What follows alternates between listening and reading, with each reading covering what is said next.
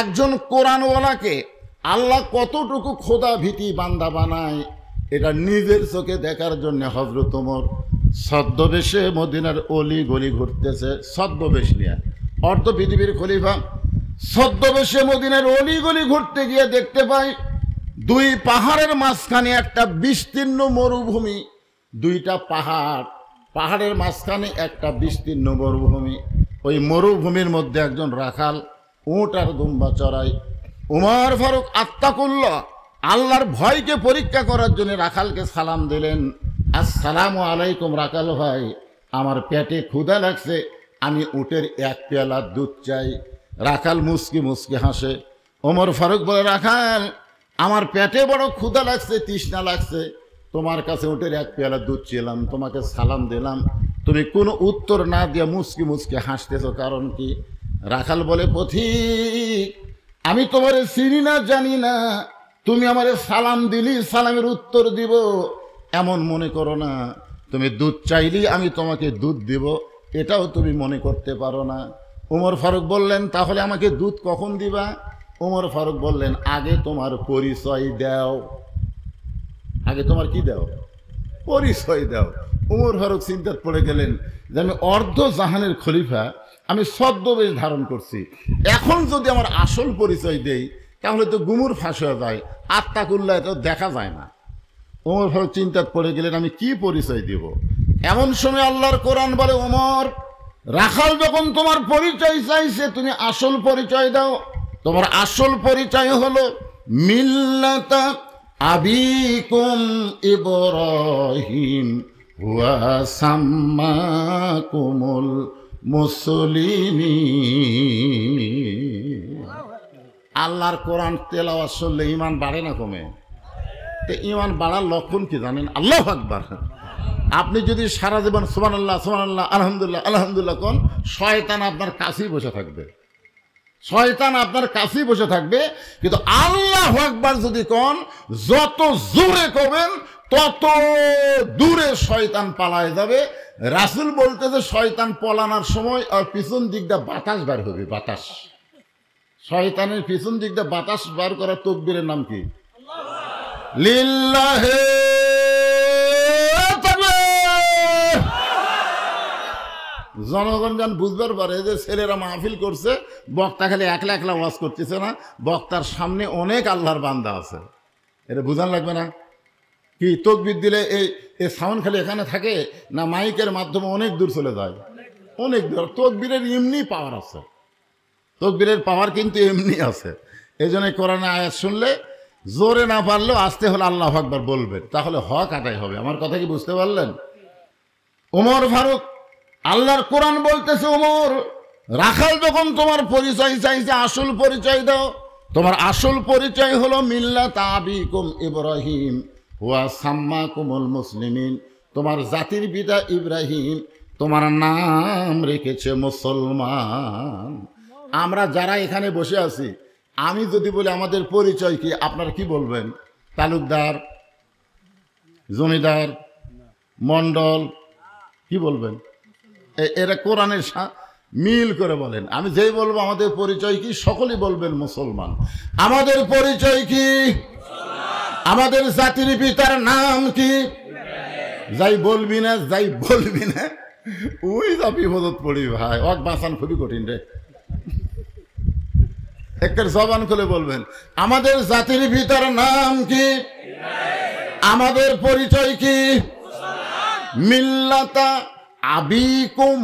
মিল্লাত মানে জাতি, আবিকুম মানে তোমাদের বাপ ইব্রাহিম। এটা কি আমার কথা? এটা কোরআনে ডাইরেক্ট আল্লাহ বলে দিচ্ছেন। ওমর ফারুক বললেন, রাখাল আমার পরিচয় যখন জানতে চাও, আমার পরিচয় হলো আমি একজন মুসলমান। রাখাল মুসকে মুসকে হাসে আর বলে, আসল না নকল? এখনই তো বিপদ। আমরা যে মুসলমান মুসলমান বললাম, এখন যদি বলি আমরা আসল মুসলমান না নকল? আসল মুসলমান তারা যারা এশার নামাজ পড়ে এই মাহফিলে বসে ওয়াজ শুনতেছে।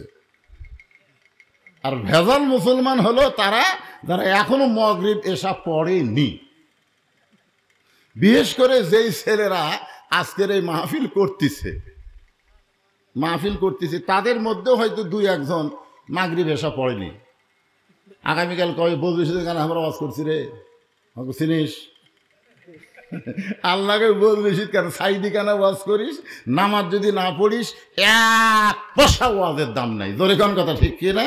সারা জীবনের ওয়াজ যদি এক পাল্লায় দেওয়া হয় আর শুধু ফজরের নামাজ যদি এক পাল্লায় দেওয়া হয়, সারা জীবনের ওয়াজের চাইতে ফজরের নামাজের ওজন আল্লাহর কাছে বেশি হবে। ধরে কোন কথা ঠিক কি না?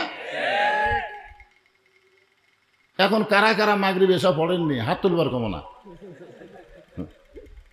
হাত তুলবার বলবো না, কিন্তু তারা নিয়ত করবেন যে ফজর থেকে একটা নামাজও আমরা ছাড়ব না। এই নিয়তটা যদি খালি করতে পারেন, সঙ্গে সঙ্গে আল্লাহ বলবে সারা জীবন যত নামাজ না পড়ার পাপ হয়েছে, এই ফজর থেকে নামাজ ধরার নিয়ত করার সাথে সাথেই আমি আল্লাহ তোমাদের পাপকে মাফ করে দিলাম। এখন আল্লাহ পারে কি পারে না?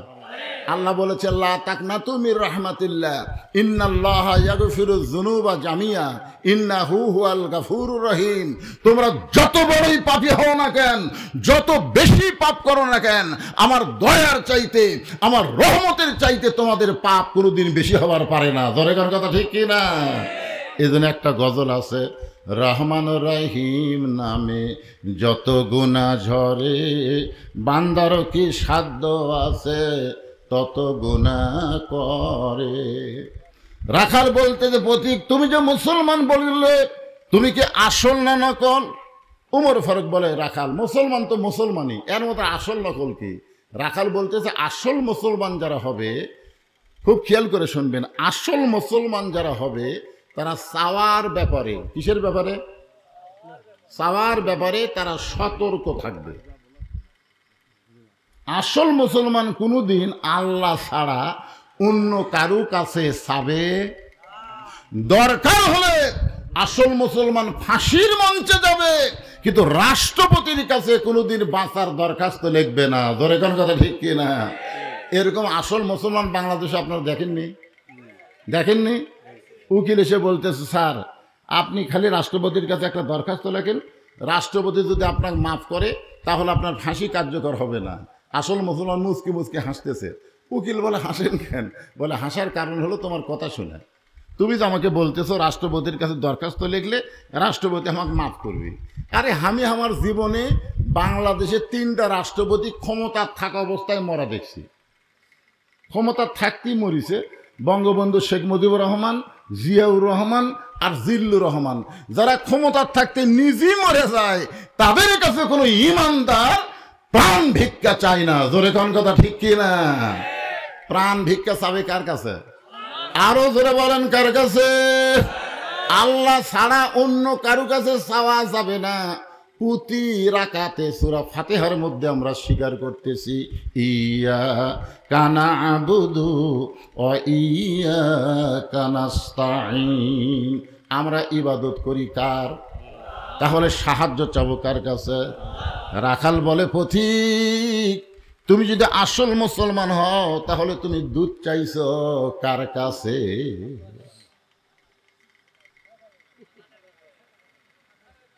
তুমি যদি আসল মুসলমান হও তাহলে তুমি দুধ চাইলে কার কাছে? সঙ্গে সঙ্গে উমর ফারুকের চোখ দিয়ে দর দর করে পানি পড়তেছে। আল্লাহ তোমার কোরআন যখন দুনিয়াতে চালু থাকবে, উমর যদি একটা ভুল করে একটা রাখাল পর্যন্ত সেই ভুলটা বুঝতে পারবে। আজকে বাংলাদেশে আল্লাহর কোরআনের ওয়াজ আছে, কিন্তু কোরআনের সমাজ না থাকার কারণে অনেক মানুষ ভুল করতেছে, আমরা ভুল ধরবার পারতেছি না। জোরে কোন কথা ঠিক কিনা? ওমর ফারুক বললেন রাখাল আসলে চাওয়ার ব্যাপার আমার ভুল হয়ে গেছে। রাখাল বলতে যে ভুলটা যখন স্বীকার করছো তাহলে আল্লাহ তোমাকে তওবা করার সুযোগ দিছে। আপনারা বলেন তো ভুল স্বীকার করলে তওবা করার সুযোগ আছে না নাই? আদম আলাইহিস সালাম ভুল স্বীকার করছে, আল্লাহ তাকে তওবা করার সুযোগ দিছে। শয়তান ভুল স্বীকার করেনি, এজন্য আর তওবা করার সুযোগও নাই। জোরে কোন কথা ঠিক কি? ওমর ফারুক বললেন রাখাল আসলে আমার ভুল হয়ে গেছে, চাওয়ার ব্যাপার আমি ভুল স্বীকার করলাম। রাখাল বলতেছে ভুলটা যখন স্বীকার করছো তাহলে আল্লাহ তওবা করার সুযোগ দিয়েছে। ওমর ফারুক বলে ঠিক আছে আমি তওবা করি।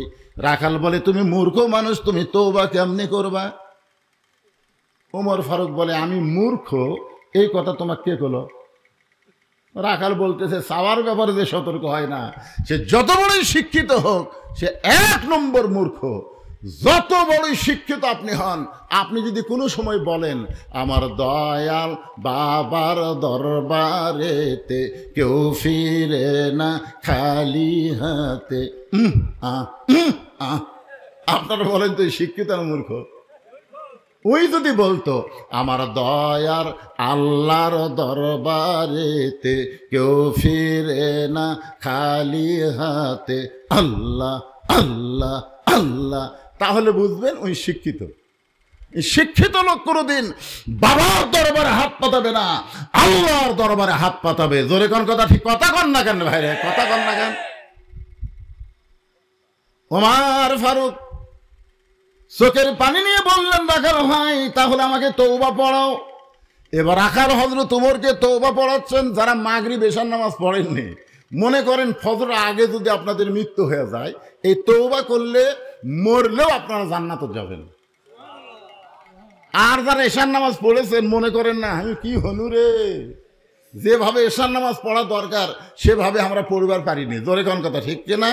এজন্য নামাজি বেনামাজি সবাই মিলে আমরা একটা তওবা করি। মন কষ্ট নেবেন? তাহলে আমার সঙ্গে সকলে পড়েন আস্তাগফিরুল্লাহ রব্বি মিন কুল্লি জামবিন ওয়া তুবু ইলাইহি লা হাওলা ওয়ালা কুওয়াতা ইল্লা বিল্লাহিল আলিয়্যিল আযীম। ওমর ফারুক তওবা করার পরে বলতেছে ও রাখাল ভাই আল্লাহর হস্তে উটের 1 পেয়ালা দুধ দাও। রাখাল মুচকি মুচকি হাসে। ওমর ফারুক বলে আমি তো বললাম আল্লাহর হস্তে, তারপরে তুমি হাসো কেন? রাখাল বলতেছে পথিক তওবা করার পরে তুমি আবার মুনাফিকি করলে। যেই বলছে মুনাফিকি, ওমর ফারুক চেহারা রক্তের মতো লাল হয়ে গেছে। আপনার বলেন তো কাফের ভালো না মুনাফিক ভালো? ভালো কোনটাই নয়, দুটাই খারাপ, কিন্তু এর মধ্যে মুনাফিক আবার বেশি খারাপ। কারণ আল্লাহ কোরআনে বলেছেন মুনাফিকেরা থাকবে জাহান্নামের সব চাইতে নিচে। মুনাফিকেরা থাকবে কোথায়? কথা কন না কেন? জাহান্নামের সব চাইতে নিচে থাকবে। রাসূল বলেছেন জাহান্নামের উপরে কাফেরেরা যে পেশাব পায়খানা করবে, জাহান্নামের নিচে থাকার কারণে মুনাফিকেরা কাফের বেঈমানদের পেশাব পায়খানা খাবে। রাখাল বলে পথিক তোমার মুখের সাথে মনের মিল নাই, তুমি সত্যি করে বলো তো আমি কি উটের মালিক? আমি কি উটের মালিক? আমি যদি উটের মালিক হইতাম তুমি আমাকে রাখাল বললা কেন? আর যখনই তুমি আমাকে রাখাল বলছো তখন তোমার মন বলতেছে আমি উটের মালিক না। আর মালিক বাদ দে, রাখালের কাছে কেউ যদি আল্লাহর হস্তেও চায় রাখাল দিবার পারবে? যার প্রমাণ আমি নিজে। আমি একদিন পাবনা বাইকোলা ওয়াশ করে টেস্ট থেকে নামছি, ইতিমধ্যে এক লোক 100 টাকার কসকসা লোট আমার হাতত দিচ্ছে, সেই চকচকা লোট। আমি পকেটে থিয়া বলতেছি ভাই কি নিয়ত? হুজুর আপনি একটু দোয়া করেন, হুজুর একটু দোয়া করেন। আমি বললাম কি দোয়া ভাই? বলে আমার বইয়ের পেটত বাচ্চা চাইছে, আল্লাহ যেন একটা পুত্র সন্তান দেয়। তখন আমি চোখ বন্ধ করলাম, বন্ধ করে পকেট থেকে 200 টাকা বাইরে করে দিলাম। হুজুর আমি তো টাকা চাইনি, দোয়া চাইছি। আমি বললাম পাগলা তুই তো জানিস না আমি নিজেই 3 মেয়ের বাপ, আমাকে আল্লাহ একটা পুত্র দেয়নি রে, এ পর্যন্ত 3টা মেয়ের বাপ হচ্ছি। তা আমার দোয়া দিয়ে যদি পুত্র সন্তান হয় তাহলে আমার বইয়ের পেটে আগে হতো। তখন আমাকে বলতে যে হুজুর আমি তো আর জানি না আপনি 3 মেয়ের বাপ, তাহলে আপনি টাকা আপনি নেন, আমারটা আমাকে দেন। ওরে যেই টাকা দিছি ওই মারতেছে দৌড়। আমি খপ করে হাত ধরে বললাম কোথায় যাবি? বলে যেই হুজুরের বেটা চালাও আছে তার কাছে আমি দোয়া নেব। আমি বললাম কোনো হুজুরের কাছে না, কোনো বাবার কাছে না, কোনো মাজারে না, পাবার যদি চাও কেবলমাত্র একমাত্র মালিকের কাছে চাও। জোরে কোন কথা, ঠিক কি না? রাখাল বলে পথিক সত্যি যদি আল্লাহর হস্তে উটের 1 পেয়ালা দুধ চাও তাহলে এখান থেকে 10 মাইল দূরে হলো মালিকের বাড়ি। ওই মালিকের বাড়ির দরজাত গিয়ে বলো মালিক তোমার রাখাল উট আর দুম্বা চড়াই, তুমি মালিক যদি হুকুম দাও তাহলে রাখাল আল্লাহর হস্তে উটের এক পেয়ালা দুধ দিবে। ওমর ফারুক বলে, রাখাল ভাই, এত কষ্ট করে 10 মাইল রাস্তা যাওয়ার কোনো দরকার নাই, বরং তোমাকে 2টা টাকা দিলাম, এই 2টা টাকার বিনিময়ে তুমি উটের এক পেয়ালা দুধ দাও। রাখাল মুসকে মুসকে হাসে আর বলে, পথিক, তুমি কি হযরত ওমরকে চেনো? রাখাল বলতেছে, তুমি কি হযরত ওমরকে চেনো? যদি হযরত ওমরকে চিনতা এরকম বেসাইদা প্রস্তাব দিতে না। তুমি জানো ওমরের গুপ্ত বাহিনী যদি দূর থেকে দেখ পারবাই তুমি আমাকে 2 টাকা ঘুষ দিছে, আর আমি মালিক ছাড়া তোমাকে উটের এক পেয়ালা দুধ দিলাম, তাহলে তোমাকেও ধরবে আমাকেও ধরবে। এই বুড়া বয়সে কি তুমি ধরা খাবার চাও? ওমর ফারুক বলে, রাখাল ভাই, তাহলে চলো পাহাড়ের গুহার মধ্যে যাই, ওই পাহাড়ের গুহার মধ্যে গিয়া তোমাকে গোপনে 2 টাকা দিব, আর তুমি গোপনে উটের এক পেয়ালা দুধ দিবা। ওমরের গুপ্ত বাহিনীও ধরতে পারবে না, তোমার মালিকও জানতে পারবে না। রাখাল চিল্লায় বলে, তুমি ভণ্ড, তুমি ভণ্ড, তুমি ভণ্ড। ওমর ফারুক বলে, রাখাল, আমার মধ্যে ভণ্ডামির কি দেখলা? রাখাল বলে, পথিক, যেখানে ওমরের গুপ্ত বাহিনী দেখতে পায় না, যেখানে রাখালের মালিক দেখতে পায় না, সেখানে রাখালের আল্লাহ দেখতে পায়।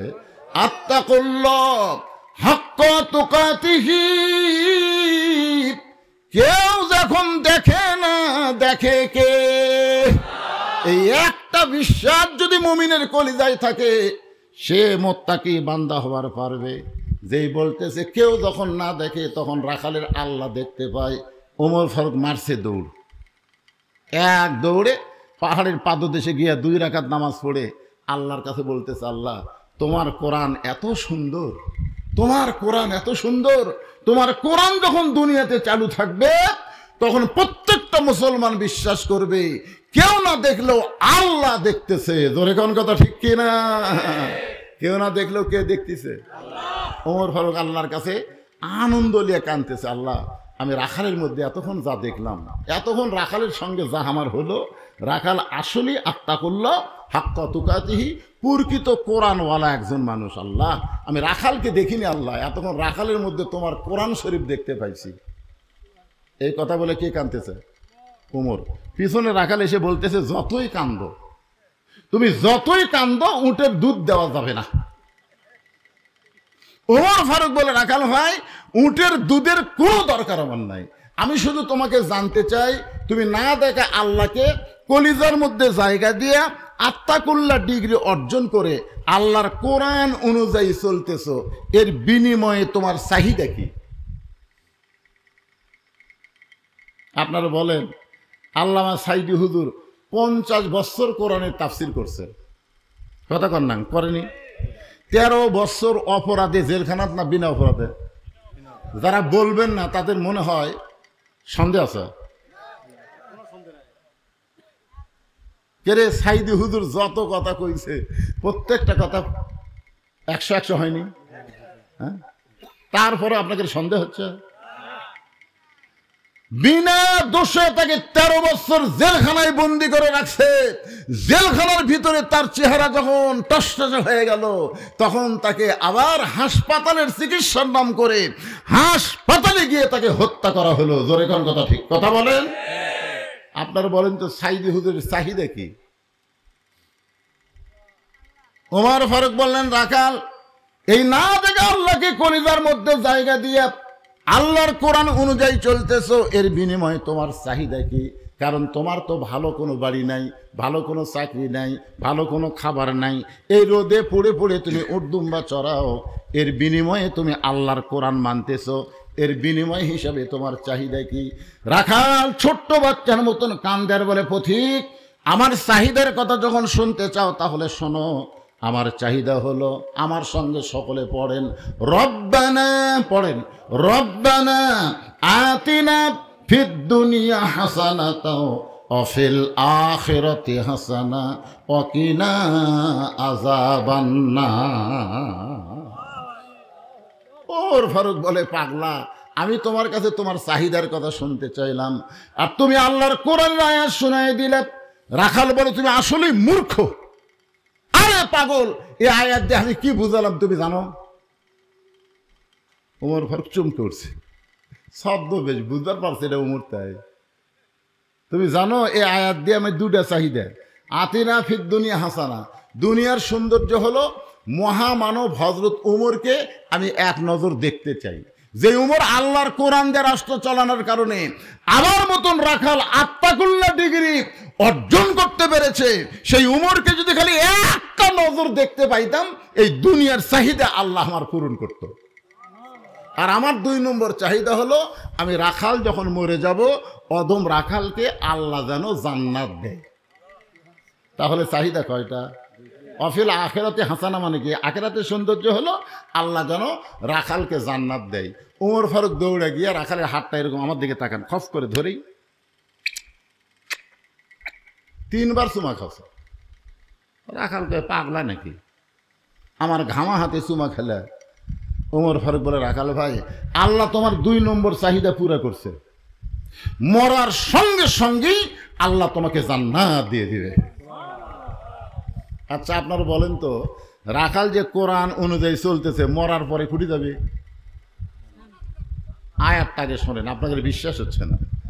আল্লাহ কোরআনে বলেন, ইন্নাল্লাযীনা ক্বালু রাব্বুনাল্লাহু সুম্মা ইসতাকামু তাতানাজ্জালু আলাইহিমুল মালায়েকা আল্লা তাখাফু ওয়া লা তাহজানু ওয়া আবশিরু বিল জান্নাতিল্লাতী কুনতুম তুআদুন।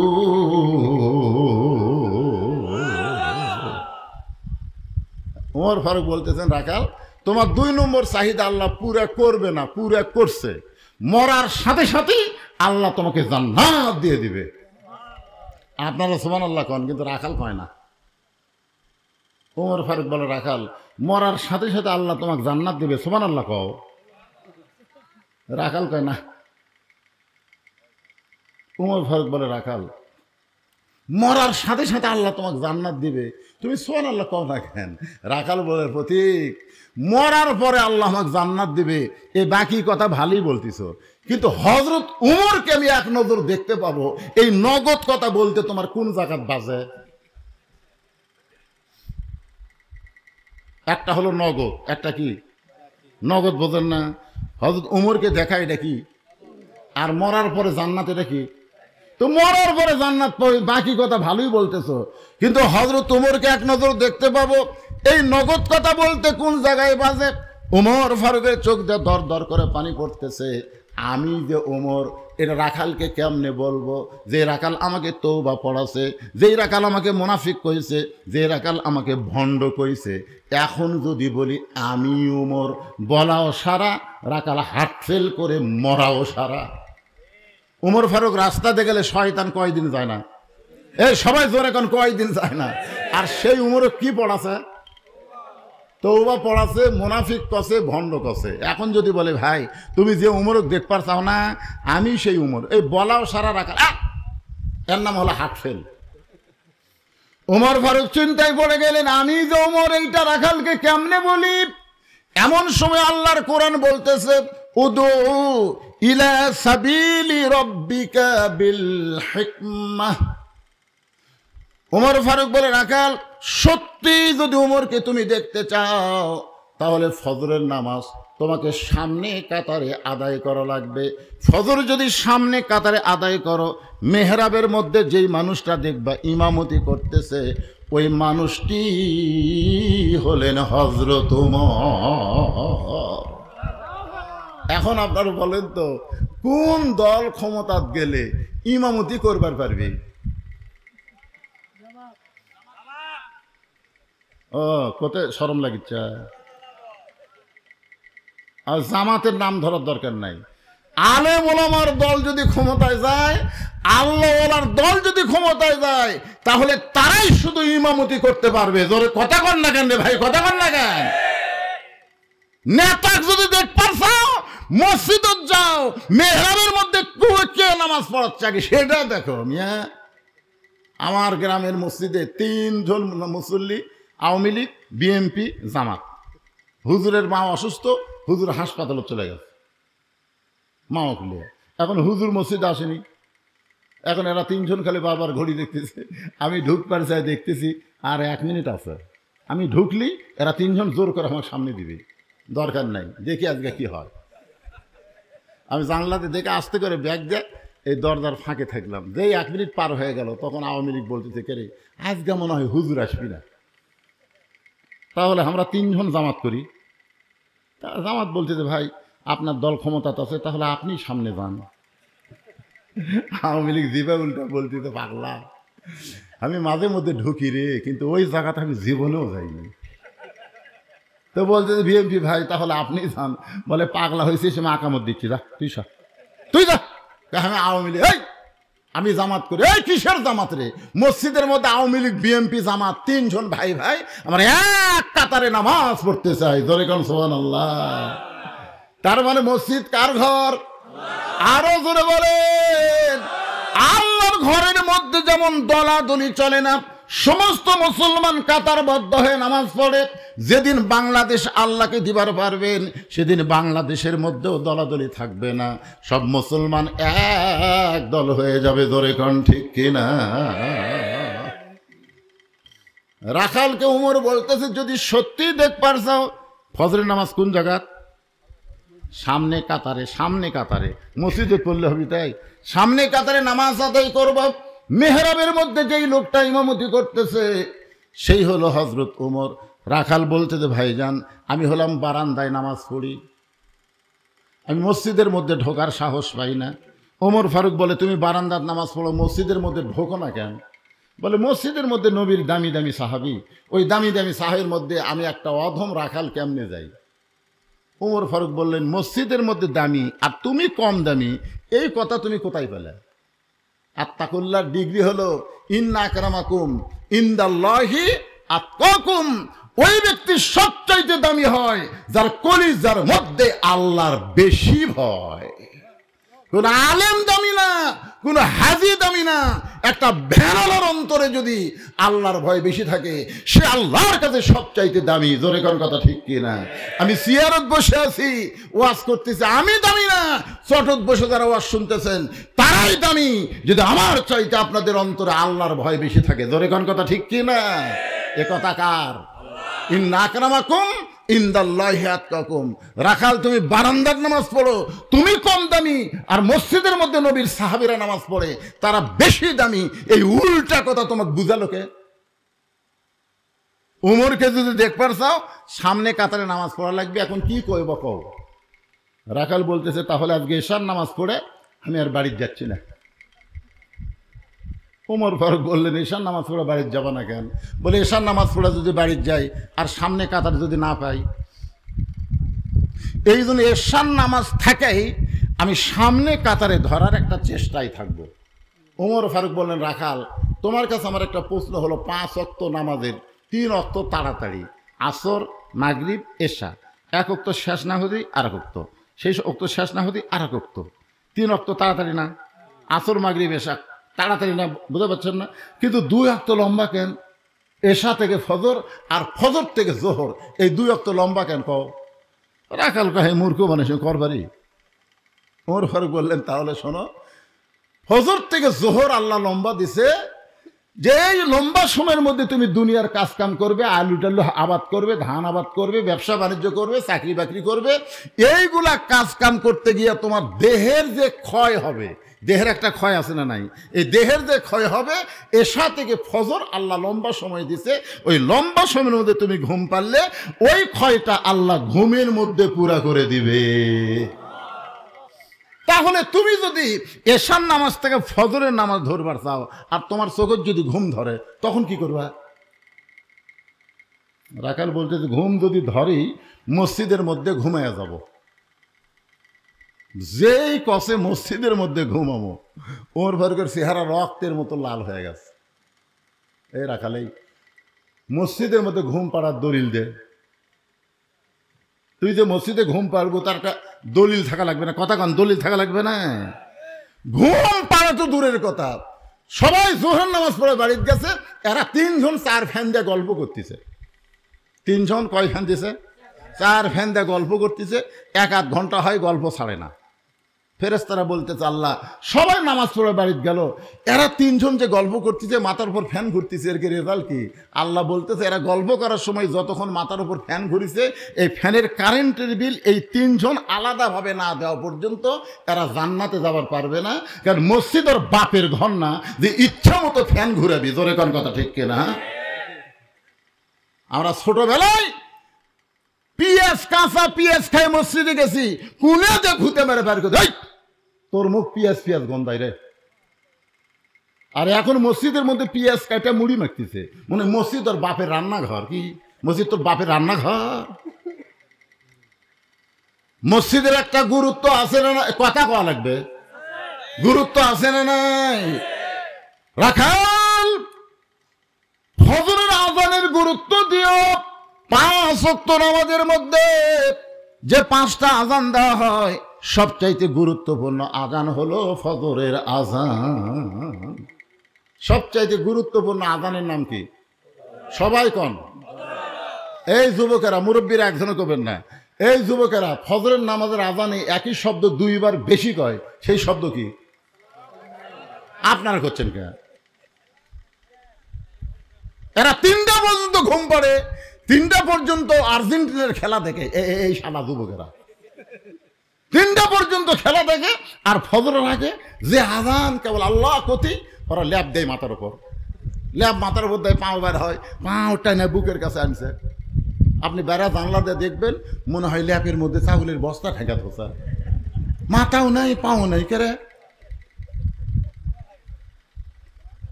আপনারা কি মনে করতেছেন বুড়া হলে নামাজ ধরবেন? বুড়া হলে আল্লাহ হাসরের ময়দানে বলবে তোর শৈশবকালের কোনো হিসাব দেওয়া লাগবে না, তোর বুড়াকালের কোনো হিসাব দেওয়া লাগবে না, খালি যৌবনকালের হিসাব দেওয়া জান্নাতে যাও। ধরে বলেন কত ঠিক কথা বলেন? 7 বছর থেকে নামাজের তালিম দেওয়া লাগবে, 10 বছর থেকে পড়বার না চাইলে ঘাড় ধরে মসজিদে নিয়ে যাওয়া লাগবে। হুকুম কার? হুকুম কার? যুবকেরা শোনো, 2 ওয়াক্ত নামাজ বাড়িতে পড়লে মুনাফিক হবা। একটা হলো এশার নামাজ, একটা হলো ফজরের নামাজ। এই 2 ওয়াক্ত নামাজ তোমাকে জামাতে আদায় করা লাগবে। আমি যেই বললাম লাগ, আপনার পরকা শব্দ বলবেন লাগ। এর নাম হলো শূন্যস্থান পুরা করা। এইরকম করে যদি ওয়াজ শোনেন, একটা লোকের ঘুম ধরবি না। কি আপনাকে ক্লান্ত লাগতেছে?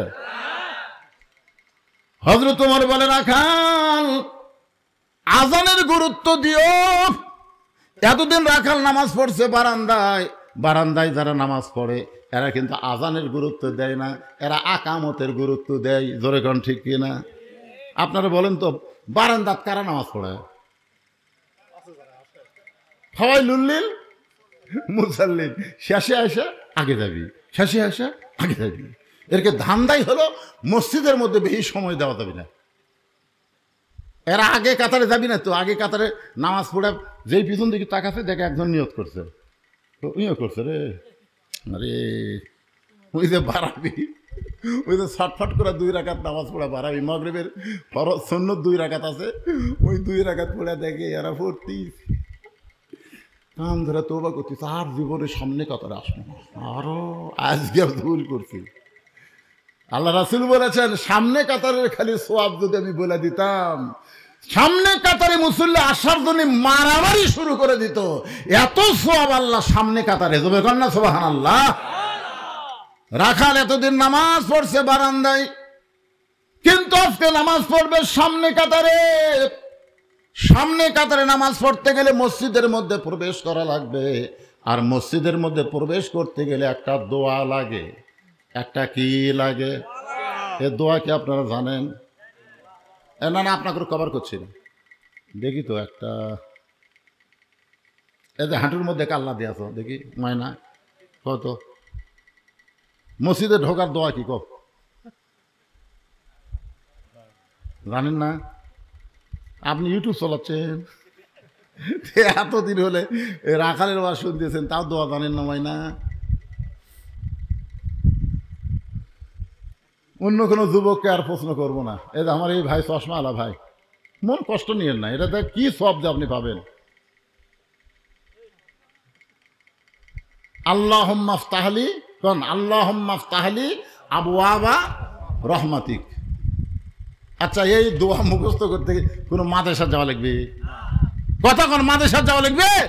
এই শুনতে শুনতে আমি আজ পর্যন্ত বাংলাদেশের কোনো মানুষকে বলতে শুনিনি যে সূরা ফাতিহা মুখস্থ করার জন্য মাদ্রাসা পড়া লাগছে। এমনি 2-4 দিন নামাজ পড়তে পড়তে সূরা ফাতিহা মুখস্থ হয়ে যায়। জোরে কোন কথা ঠিক কিনা? মসজিদে ঢোকার দোয়া, মসজিদে বেড়ার দোয়া, এলা মুখস্থ করার জন্য মাদ্রাসা পড়া লাগবে? তাহলে সবাই বলেন আল্লাহুম্মা ইফতাহলি আবওয়াবা রহমাতিক। এই দোয়াটা পড়ে রাখাল কোন পা? জোরে কোন কোন পা? ঢোকার সময় কোন পা? বের হওয়ার সময় কোন পা? যদি কেউ, ফতুয়ার কিতাব আছে, যদি কেউ ঢোকার সময় বাম পাও দেয়, মনে ভুলে ঢুকছে, খেয়াল করেন ফট করে বাম পা দিছে, আল্লাহ রাসূল বলতেছেন যখনই মনে হবে সে বাম পায়ে ঢুকছে, তাকে আবার ব্যাক গিয়ার দেওয়া লাগবে। ঘাড় মাথা কাট করা হবে না, ওইভাবে ব্যাক গিয়ার বোঝেন না? ওইভাবেই পিছনে আসা লাগবে। আসা আস্তাগফিরুল্লাহ পড়ে তারপরে ডান পা দিয়ে আবার দোয়া পড়ে ঢোকা লাগবে। যদি আপনি বাম পায়ে ঢুকাই যান তাহলে আপনার নামাজ মাকরু হবে। সেই জন্য আবার কি করা লাগবে? কথা কি খেয়াল করছেন? ব্যাক গিয়ারে আসা লাগবে, মুখ ঘুরে পারবেন না। ওই ব্যাক গিয়ার বোঝেন না? ব্যাক গিয়ারে আসে আবার আস্তাগফিরুল্লাহ আল্লাহ, আমার ভুল হয়ে গেছে আল্লাহ, এই বলে আবার ডান পা দিয়ে মসজিদের মধ্যে ঢুকতে হবে। রাখাল ডান পায়ে মসজিদের মধ্যে ঢুকে সামনে কাতারে যাবার চাই। এতদিন রাখাল নামাজ পড়ছে কোন জায়গায়? জোরে কোন জায়গায়? আজকে সামনে কাতারে যাওয়ার জন্য রাখাল যখন রাস্তা নেয়, প্রত্যেকটা সাহাবী নড়ে সরে রাখালকে যাওয়ার রাস্তা করে দেয়। রাখাল মনে মনে বলে আল্লাহ আল্লাহ, এতদিন মনে করেছিলাম মসজিদের মধ্যে দামি দামি, কিন্তু আজকে ভিতরে ঢুকে দেখতেছি আমিও যা এরাও তাই। ওসমান গনি রাখালকে বললেন, ভাইজান কোনোদিন আপনাকে সামনে কাতারে দেখি নাই, আজকে প্রথম দেখতেছি ভাইজান, আপনার নিয়ত কি? রাখাল বলতেছে আমার নিয়ত হলো দেখার জন্য আসছি। আমি বারান্দার নামাজ পড়ি, দেখা যায় না, এই জন্য আজকে সামনে কাতারে দেখার জন্য আসছি। দেখা হলেই চলে যাবো ভাই, আর কোনোদিন কষ্ট করে এই সামনে কাতারে আসবো না। বারান্দা থাকলে যে দেখা যায় না, এই জন্য আমি দেখার জন্য সামনে কাতারে যাচ্ছি। দেখা আজকে হয়ে গেলেই আমি আর আসবো না। ওসমান গনি বলতেছে আজকে তোমার দেখা হবে, তার গ্যারান্টি কি? রাখাল কয় পাগলা নাকি, আমার চোখের পাওয়ার ভালো, দেখা হবে না মানে আমার সামনে থাকবি আর আমি দেখবো না? ওসমান গনি বলে ভাইজান তোমার চোখের পাওয়ার ভালো, সেজন্য তুমি দেখতে পাবা, কিন্তু আমি কয়েক বছর হলে সামনে কাতারে নামাজ পড়তেছি, এখন পর্যন্ত আমি দেখতে পাইনি, এখন পর্যন্ত আমার ভাগ্যে দেখা হয়নি ভাই। কারণ ওসমান গনি যাকে দেখার জন্য সামনে কাতারে নামাজ পড়ে, তিনি হলেন নামাজের মালিক আল্লাহ। আল্লাহ রাসূল বলেছে আনতাবুদুল্লাহ কাআন্নাকা তারাহু ফাইন লাম তাকুন তারাহু ফাইন্নাহু ইয়ারাকা। যখন কোন আল্লাহর বান্দা আল্লাহর ইবাদতের মধ্যে শামিল হয়, আল্লাহকে দেখতে পায়। আল্লাহ যদি দেখা সম্ভব না হয়, আল্লাহ তাকে দেখতেছে, এই বিশ্বাস তার কলিজার মধ্যে এসে যায়। জোরে কেন সুবহানাল্লাহ। এই জন্য আমরা যখন নামাজ পড়ি কার সামনে পড়ি? আরো জোরে কর না কেন, কার সামনে? কার ঘরে? আল্লাহর ঘরে। ডিসির ঘরে ডিসি থাকে, এমপির ঘরে এমপি থাকে, আল্লাহর ঘরে আল্লাহ। জোরে কর সুবহানাল্লাহ। ওসমান গনি যেই বলতেছে কয়েক বছর হলে সামনে কাতারে দেখতেছি, এখন পর্যন্ত দেখতে পারিনি। রাখাল বলতেছে আমার মনে হয় তোমার চোখে সমস্যা আছে, তুমি একটা কাম করো, আমার হাত ধরো। রাখাল ওসমান গনিকে বলতেছে তুমি আমার হাত শক্ত করে ধরো, আমিও দেখব, তোমাকেও দেখাই দেব। যেই বলছে তুমি আমার হাত শক্ত করে ধরো, আমিও দেখব, তোমাকেও দেখাই দেব, সঙ্গে সঙ্গে আল্লাহর কোরআন ওসমান গনিকে বলতেছে ইয়া আইয়ুহাল্লাযীনা আমানুত্তাকুল্লাহা ওয়া কুনু মা'আস সাদিকিন। রে ইমানদার বান্দারা, আল্লাহর ভয় যদি কলিজার মধ্যে রাখতে চাও, তাহলে তোমরা সত্যবাদীর সাথী হও, সত্যবাদীর দল করো, সত্যবাদীর মার্কাত সিল মাহার। এই সিল মারার কথা কলি আর ঠিক করছেন না, আর ঠিক নাই। কথা বল না কেন? আমার এলাকায় গত ইউনিয়ন পরিষদ নির্বাচনে এক পাকা মার্কা টানাছে। ধরেন কি মার্কা? আমি একজনকে বললাম, কে রে ভাই পাকা মার্কার খবর কি? বলে হুজুর আমি আমার জীবনে এক ওয়াক্ত নামাজ কাজা দেখিনি। ওই কোনোদিন নামাজ কাজা করছে আমার জীবনের বাড়ির পাশের লোক বলতেছে, হুজুর যেদিন থেকে দাড়ি উঠছে সেদিন থেকে দাড়ি থছে, ওই দাড়িতে কোনোদিন খুন লাগায়নি। হুজুর ওই কোনোদিনও শার্ট পাঞ্জাবি গাওয়াত দেয়নি, সবসময় জুব্বা গাওয়াত দেওয়া থাকে। আচ্ছা কারুর দোকানের বাকি না, কোনো দোকান কোনো বাকি থাকে না, দরকার না খায় থাকে, কিন্তু কারুর কাছে কোনো বাকি নেই, কারোর সাথে কোনো ছল চাতুরি নেই। তো মাশাআল্লাহ খুব ভালো মানুষ। বারে ভোটের দিনে যখন ভোট গোনা হলো, গোটাল ইউনিয়ন মিলা পাশে 227টা। এ ভালো মানুষ ভোট পাশে কয়টা? তবে এক হুজুর কোনো কেরে হুজুর, আমরা এই গোটাল ইউনিয়ন মিলে হুজুরই আছি কমপক্ষে 1100-1200, তাহলে 207-8 ভোট পেল। তার মানে তখন বলতে হুজুর ভালো মানুষকে আর কেউ ভোট দেয় না। কি হাসতেছেন? কোরআনে খালি ওয়াজ শুনবেন, খালি কোরআনের ওয়াজ শুনবেন। এই বাংলাদেশে আল্লাহর কোরআনকে আমাদের জীবনে দেখার নিয়ত করা লাগবে। জোরে কোন কথা ঠিক? এবার ওসমান গনি রাখালের হাতটা ধরে বসে আস। কিছুক্ষণ পরে মুয়াজ্জিন সাহেব নামাজের যখন জামাতের সময় হয়েছে, সাহাবী চোখের পানি বের করে বলতেছে, রাখাল বলতেছে এই জন্যই তো বারান্দায় নামাজ পড়ি, ভিতরে আমি ঢোকার সাহস পাই না, কারণ ভিতরে নবীর দামি দামি সাহাবী। আমি যার সঙ্গে বেয়াদবি করলাম সে সাহাবীর নাম কি? জোরে কন। ওসমান গনি। এই যে আপনারা বললেন ওসমান গনি, এই গনি ডিগ্রিটা এমনি এমনি না। একদিন আল্লাহ রাসূল বলে, ওসমান আল্লাহ তোমাকে কত সম্পদ দিয়েছে ওসমান, তুমি কি তার হিসাব দিবার পারবা? ওসমান বলতেছি ইয়া রাসূলুল্লাহ, একটা হিসাব আমার কাছে আছে। বলে কি হিসাব? বলে আল্লাহ আমাকে যত সম্পদ দিছে, এই সম্পদ রাখার জন্য যে গুদামগুলো আছে, এই গুদামে তালা দিয়া চাবি টানার জন্য একটা উট আছে, এই উটটা চাবি টানতে হিমশিম খেয়ে যায়। আপনার বুঝতে পারলেন না? মানে আল্লাহ আমাকে এত সম্পদ দিছে, সেই সম্পদ যে গুদামে আমি রাখি, এই গুদামে যে তালা দেই, এই তালা দেওয়ার পরে ছোড়ানি চাবি টানতে একটা উট হিমশিম খায়। এখন চিন্তা করেন কত সম্পদ। আল্লাহ রাসূল বলে, উসমান যে আল্লাহ তোমাকে এত সম্পদ দিছে, সে আল্লাহ যদি সম্পদটা ফেরত চায় তুমি কি ফেরত দিবে? যেই বলছে আল্লাহ যদি সম্পদ ফেরত চায় তুমি কি ফেরত দিবে? বলা মাত্রই ওসমান গনি মারছে দৌড়।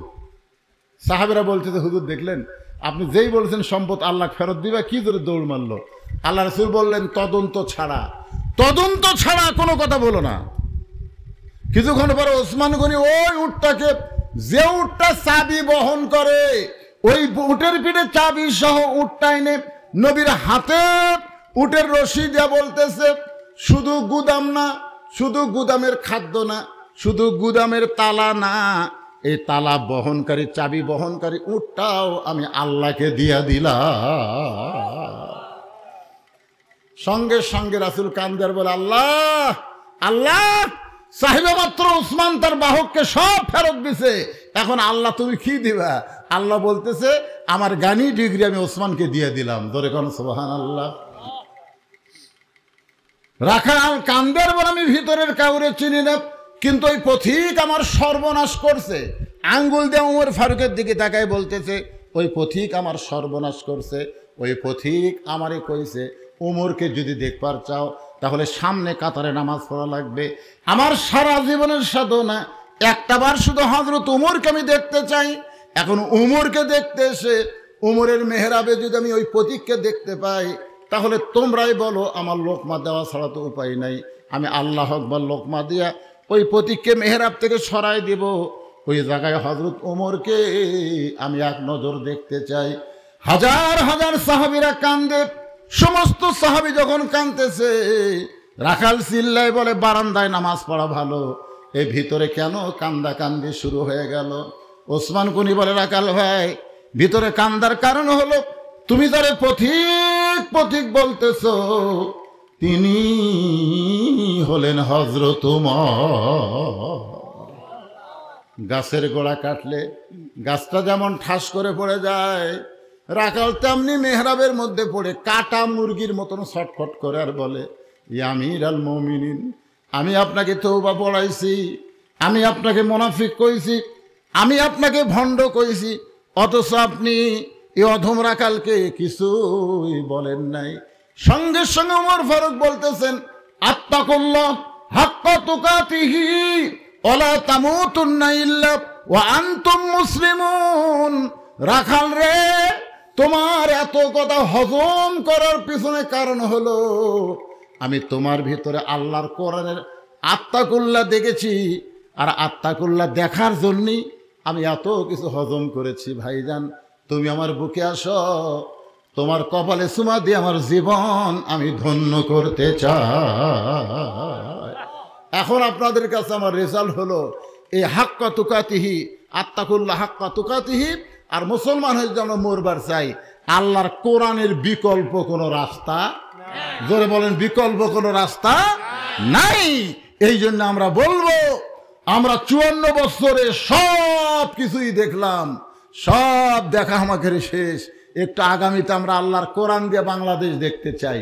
এই নিয়ত করলে কি পাপ হবে?